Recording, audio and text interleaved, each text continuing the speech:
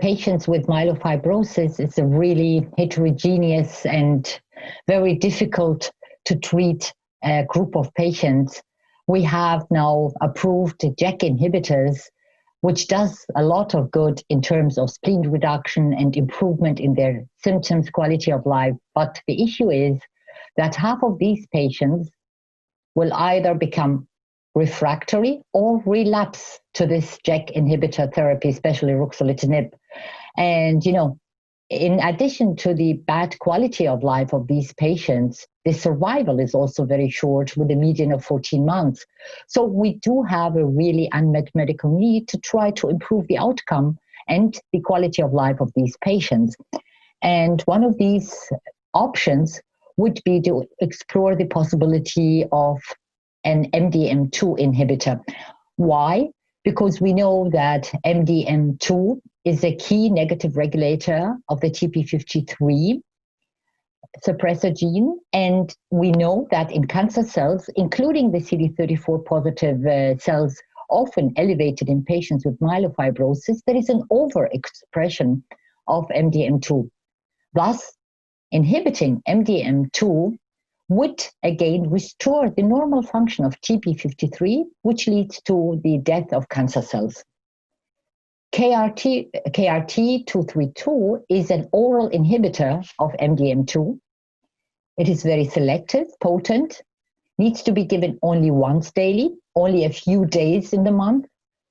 And in this trial, in the 101 trial, the potential of KRT232 to address these refractory and relapsed myelofibrosis patients was first addressed in part A of the trial. And here patients were randomized to different schedules. Some received 120 milligrams, 7 days, 2 weeks off. Others received 240 milligrams for 7 days, 2 weeks off. And this proved to be rather toxic, and this cohort was closed and moved to the best now identified schedule, namely the 240 milligrams, 7 days, for only 7 days every 4 weeks. So patients do not need to take this drug all the time.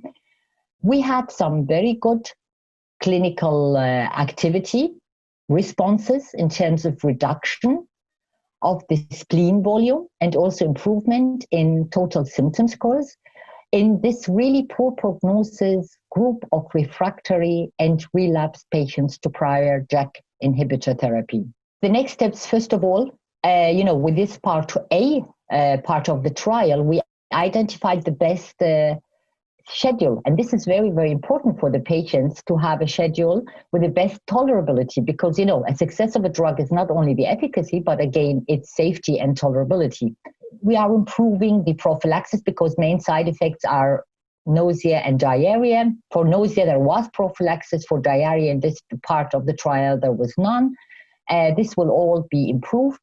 The second issue is, sure, now we have a clinical proof of concept of the potential for an MDM2 inhibition in these patients, but we need to have a phase 3 randomized trial, and this is planned, where the best identified schedule, namely the 240 milligrams for 7 days every 4 weeks, will be tested versus the best available therapy, which actually is non-existent in this refractory and relapsed group of patients. And this big phase 3 clinical trial will start in the second half of this year.